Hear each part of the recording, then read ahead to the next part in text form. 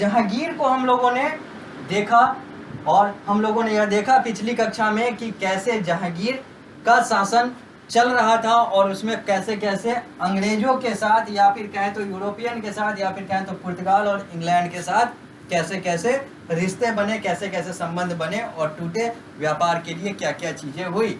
अब हम लोग बात करेंगे फैक्ट फाइल का, जहां पर हम लोगों ने पिछली कक्षा को रोका था। लिखा हुआ है, it is said that a golden chain of justice connected Jahangir palace to the bank of the Yamuna river. यह कहा जाता है कि एक स्वर्णिम रेखा या फिर कहें तो एक स्वर्णिम chain, golden chain of justice यानी कि न्याय का एक स्वर्णिम चेन जो है वो कड़ी जो है वो जुड़ा हुआ था जहांगीर के भवन से लेकर यमुना नदी के बैंक यानी कि यमुना नदी के किनारे, यानी कि यमुना नदी से जहांगीर के पैलेस को, जहांगीर के भवन को जोड़ने वाला एक गोल्डन चेन ऑफ जस्टिस जो है वो बना हुआ था, जुड़ा हुआ था जो कहा जाता है। The chain had 60 bells attached to it, और इस चेन में, इस कड़ी में लगभग 60 घंटियां थी जो इससे जुड़ी हुई थी। Anyone could ring the bell, कोई भी घंटी बजा सकता था, and personally seek justice for him, और अपने लिए न्याय मांग सकता था जहांगीर से। यानी कि जहांगीर के घर से लेकर यमुना नदी तक एक ऐसा चेन बना हुआ था जिसको गोल्डन चेन ऑफ जस्टिस कहा जाता है, जिसमें 60 घंटियां थी और किसी को भी अगर आवश्यकता पड़े जहांगीर से न्याय मांगने की तो वो घंटी बजा सकता था, जिससे जहांगीर को पता चल जाएगा कि कोई व्यक्ति है जिसको न्याय चाहिए। अब हम लोग आगे बढ़ेंगे और बात करेंगे अगले शासक की, यानी कि शाहजहां की बात करेंगे। हालांकि शाहजहां की शुरुआत हम लोगों ने बात करनी पिछली कक्षा में ही की थी, जहां पर हम लोगों ने देखा था कि कैसे 1627 में जहांगीर की मृत्यु होती है और उसके बाद मेरुनिसा जो है वो रिटायर्ड हो जाती हैं, नूरजहां रिटायर्ड हो जाती हैं और शाहजहां जो है वो अगला शासक बन जाता है। शाहजहां का जो शासनकाल है वो वर्ष 1628 से लेकर 1658 के बीच का है, यानी कि 1628 से लेकर 1658 तक जो मुगल शासक था भारत में वो शाहजहां था। अब हम लोग इसी 1628 से 1658 की बात करेंगे। लिखा हुआ है, शाहजहां जिसका नाम प्रिंस खुर्रम था, रूल्ड फ्रॉम 1628 टू 1658, हो गई बात। He was a great general and undertook the following military campaign to extend his empire.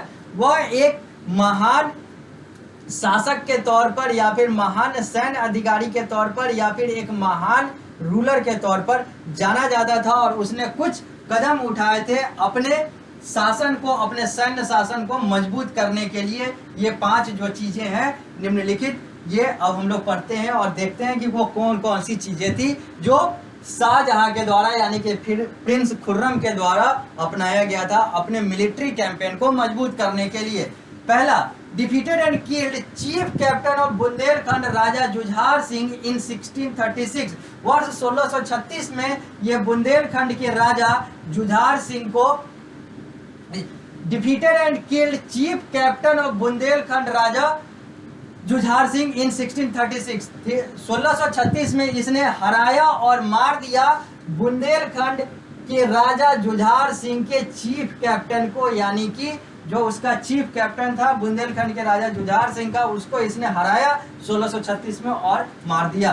Next, Ahmadnagar ruled by Nizam Shahi dynasty and forced Bijapur and Golconda to accept Mughal suzerainty which they had always resisted. इसने अहमदनगर को भी कब्जा में लिया, यानी कि अहमदनगर को भी जीत लिया, उसको भी कब्जा में कर लिया। शाहजहां ने जो उस समय अहमदनगर निजाम शाही डायनेस्टी, निजाम शाही राजवंश के तहत चल रहा था और इसी ने यानी कि शाहजहां ने ही बीजापुर और गोलकोंडा को भी मजबूर किया कि तुम मुगल साम्राज्य को मान लो, मुगल साम्राज्य को एक्सेप्ट कर लो, जो ये हमेशा चाहते थे।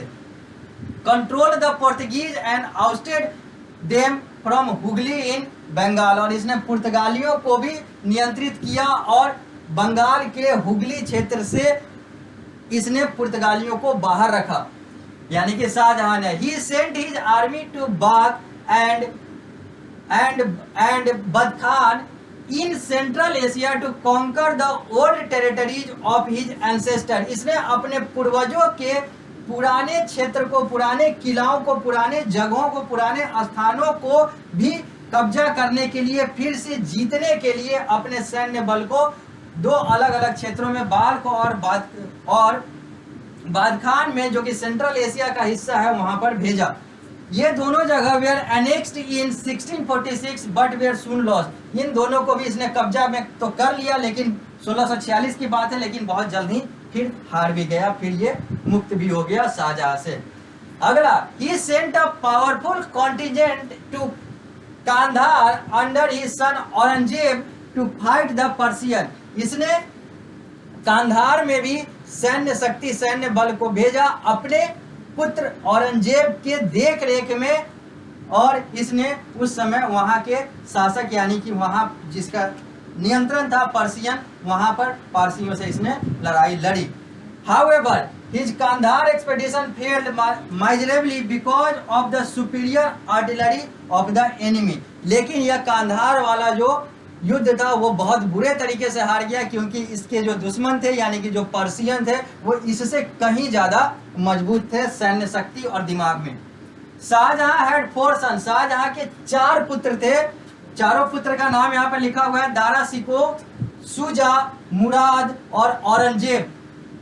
When he fell ill in AD 1657, जब शाहजहां बीमार हुआ, 1657 की बात है, a war of succession broke out among his son। तब इसके चारों बेटों ने अपने आप में लड़ाई लड़ ली, या फिर कहें तो इसके चारों बेटों ने कहा कि मैं अब अगला मुगल शासक बनूंगा, यानी कि यहाँ पर उत्तराधिकारी बनने के लिए चारों पुत्र ने आपस में लड़ाई लड़ ली। औरंगजेब इमर्ज विक्टोरियस, और इस लड़ाई में औरंगजेब जीत गया, एंड क्राउंड हिमसेल्फ इन 1658, और 1658 में उसने खुद को मुगल साम्राज्य का अगला शासक बनाया। He assumed the title of Alamgir, और उसने आलमगीर की उपाधि से खुद को नवाजा। आलमगीर का मतलब होता है कॉन्करर ऑफ द वर्ल्ड, विश्व विजेता। अब हम लोग बात करेंगे इसी तथाकथित विश्व विजेता की, आलमगीर की, औरंगजेब की। औरंगजेब का शासनकाल 1658 से लेकर 1707 तक चलता है, उसके मृत्यु तक चलता है। तो अब हम लोग बात करते हैं औरंगजेब की। पृष्ठ संख्या 40 पर है, यह आप लोग सामने स्मार्ट बोर्ड के माध्यम से देख रहे हैं, साथ ही साथ अपने पुस्तक में भी देख सकते हैं। लिखा हुआ है औरंगजेब रेन मतलब शासनकाल होता है, REIGN। Aurangzeb rain can be broadly divided into 2 distinct phases. Aurangzeb का जो शासनकाल था वो अगर बड़े स्तर पर देखें तो 2 अलग अलग चरणों में विभाजित है। पहला नॉर्थ इंडिया रेन और दूसरा है south Indian rain. North Indian rain यानी कि उत्तरी भारतीय साम्राज्य, और एक दक्षिण भारतीय साम्राज्य, south Indian rain, south Indian साम्राज्य। तो नॉर्थ इंडियन जो रेन है वो 1658 से 1681 की बात करता है, जबकि साउथ इंडियन रेन का मतलब है 1681 से 1707। 1658 से 1707 पूरा औरंगजेब का शासनकाल, जिसमें उत्तर भारत वाला शासनकाल 1658 से लेकर 1681 तक, और दक्षिण भारत वाला शासनकाल 1681 से लेकर 1707 तक। लिखा हुआ है Aurangzeb turn out to be a reason for fall of Mughal empire as he was not able to understand the pulse of the nation। Aurangzeb को माना जाता है कि इसी के कारण से, औरंगजेब के कारण से ही मुगल शासन जो है वो अपने अंत की तरफ चला गया, मुगल शासन का अंत हो गया, क्योंकि इसने उस जगह के नब्ज को नहीं पढ़ पाया, यानी कि उस नब्ज को नहीं समझ पाया औरंगजेब ने जहां पर वो शासन कर रहा था, यानी कि इसने देश के, इसने भारतवर्ष के नब्ज को नहीं समझा, और यह अपने तरीके से चलता गया। शासन तो किया, लंबे समय तक शासन किया, लेकिन यही एक कारण भी बन गया जिसके कारण से मुगल साम्राज्य जो है वो उसका पतन हो गया। लिखा हुआ है His measure that were taken to benefit people resulted in widespread unrest।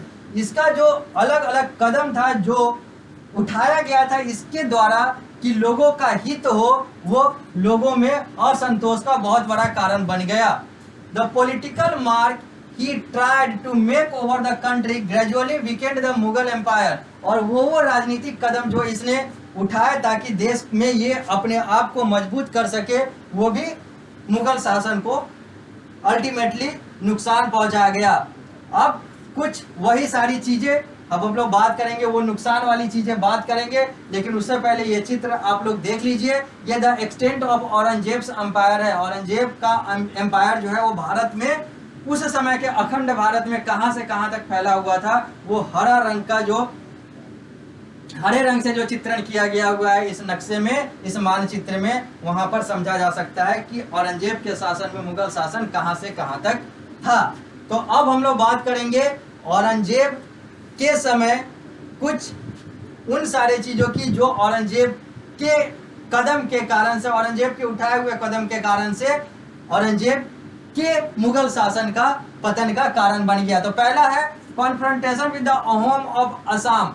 Assam के, भारत के असम क्षेत्र के अहोम से सही तरीके से चीजें न हो पाना, सही तरीके से नियंत्रण न हो पाना, या फिर सही तरीके से वहां पर चीजें नियंत्रित न हो पाना भी एक कारण बन गया जो मुगल शासन को कमजोर कर गया। Rebellion by Afghan tribes to the north west. उत्तरी पश्चिम क्षेत्र में अफगानी ट्राइब का, अफगानी जनजाति का भी विद्रोह होना मुगल शासन के लिए काल बन गया। Tense relation with the Sikh because of his intolerant religious policy. चूंकि औरंगजेब जो था वो धार्मिक रूप से सारे मुगल शासकों में सबसे ज्यादा कट्टर था, सबसे ज्यादा मुस्लिम सोच वाला था, हर चीज वो इस्लामिक सोच के अनुसार ही करता था। इसके कारण से इसके हिंदुओं के साथ तो नुकसान हुए ही हुए, इसका सिखों के साथ भी बहुत खराब रिश्ता बन गया।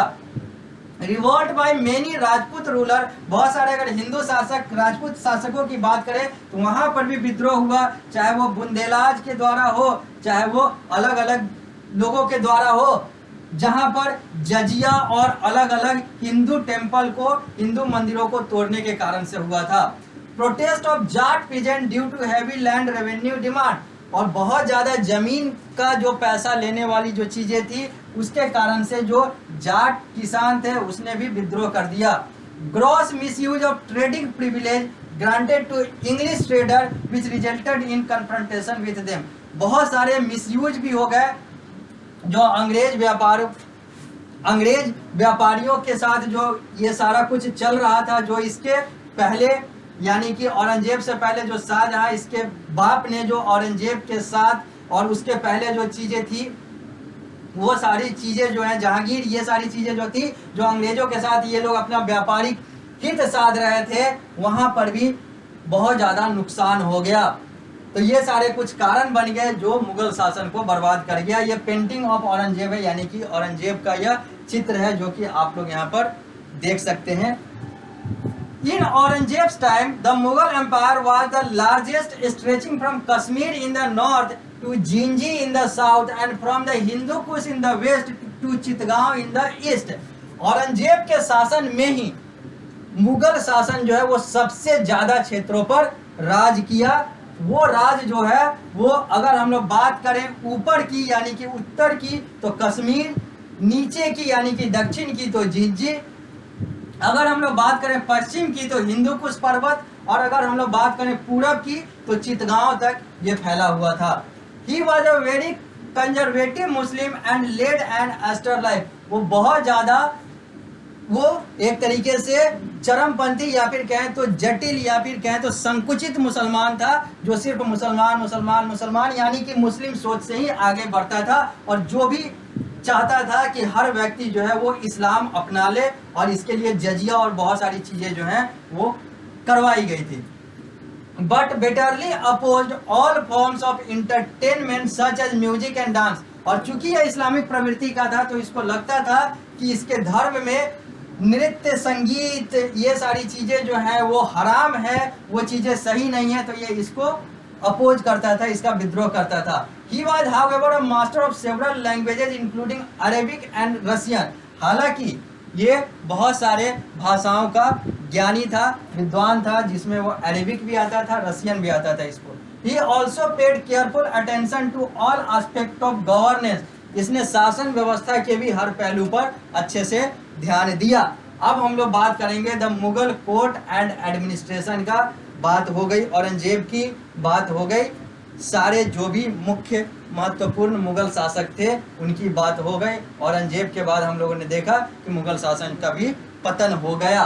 तो अब हम लोग जब अगली कक्षा में मिलेंगे तो हम लोग इसी पृष्ठ यानी कि पृष्ठ संख्या 41 पर आने वाला the Mughal court and administration, जिसमें हम लोग द मुगल कोर्ट की बात करेंगे, द मुगल एडमिनिस्ट्रेशन एंड की ऑफिसेज की बात करेंगे, डिवीजन ऑफ एन एम्पायर की बात करेंगे, मनसाबदरी सिस्टम की बात करेंगे, एग्रीग्रियन रिलेशन की बात करेंगे, और उसके बाद हम लोग major literary source for the Mughal period की बात करते हुए वर्ड ट्रेजर को देखेंगे। उसके बाद एक्सरसाइजेज वगैरह पढ़ाएंगे, यानी कि अभी बहुत सारी चीजें इस अध्याय में बची हुई है। तो मिलते हैं हम लोग आगे की कक्षाओं में, अगली कक्षा में, ताकि इस अध्याय को यहाँ से आगे बढ़ाया जाए।